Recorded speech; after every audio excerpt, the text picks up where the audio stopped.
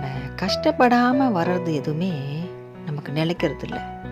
அதே மாதிரி யாரையும் நம்ம கஷ்டப்பட்டு ரொம்ப கஷ்டப்படுத்தி வரக்கூடியதும் நிலைக்கிறது இல்லை. நம்ம கஷ்டமே படாத ஒரு பொருள் வருதுன்னா அந்த பொருள் நமக்கானதாக இருக்காது.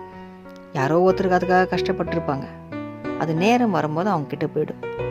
நம்ம கஷ்டமே படாமல் ஒரு பொருள் நம்மக்கிட்ட இருக்குன்னா கஷ்டப்படாமல் வர்றது நிரந்தரம் கிடையாது. அது நிலைக்கவும் நிலைக்காது.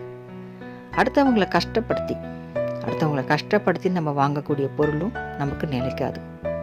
ஆனால் நம்ம கஷ்டப்பட்டு ரொம்ப உழைச்சி ரொம்ப ஆசைப்பட்டு ரொம்ப அதுக்காக பல நாட்களாக நம்ம காத்திருந்து பல நாட்களாக நம்ம உழைச்சி அதுக்கு நம்ம ஒரு உழைப்பை போட்டு அதுக்கு ஒரு நேரத்தை நம்ம ஒதுக்கி வச்சு நம்ம நேரத்தை எல்லாம் நம்ம செலவிட்டு வாழ்நாட்களில் எவ்வளோ ஒரு ஏக்கங்கள், கனவுகள், ஒரு லட்சியங்கள், இதெல்லாம் நம்ம எதிர்பார்ப்புகளோட காத்திருந்து நம்மக்கிட்ட ஒரு பொருள் வருதுன்னா அது நமக்கானது.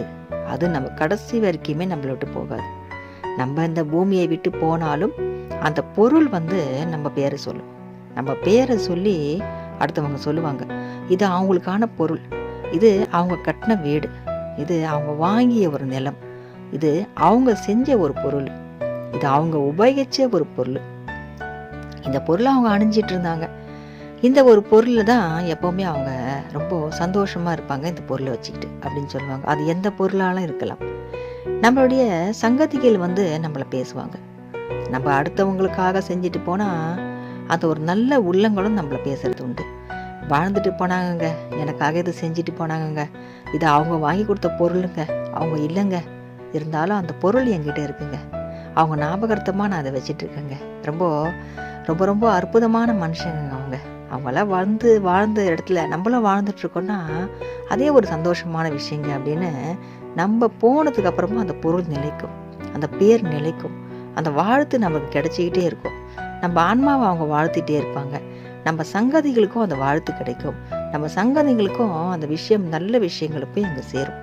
அதனால் கஷ்டப்படாமல் வர பொருள் நிலைக்கிறதும் இல்லை, கஷ்டப்படுத்தி ஒரு பொருள் நம்ம வாங்குறதும் நிலைக்கிறது இல்லை. நம்ம கஷ்டப்பட்டு வாங்கக்கூடிய ஒரு பொருள் நம்மளை விட்டு போகிறதே இல்லை, எப்போவுமே நம்மக்கிட்ட இருக்கும்.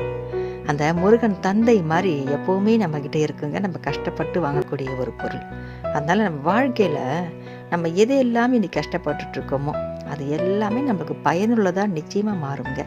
அது எல்லாம் பார்த்துக்கிட்டு இருக்காருங்க முருகர் தந்தை. நம்ம கூடவே இருப்பாருங்க. அவர் கோயிலுக்கு போய் அவரை கும்பிடணும்னு அவசியம் கிடையாதுங்க. மனசார முருகான்னு நினைச்சாலே போதும், எக்கணமோ நம்ம கூடவே இருப்பாருங்க முருகர் தந்தை. வெற்றிவேல் முருகனுக்கு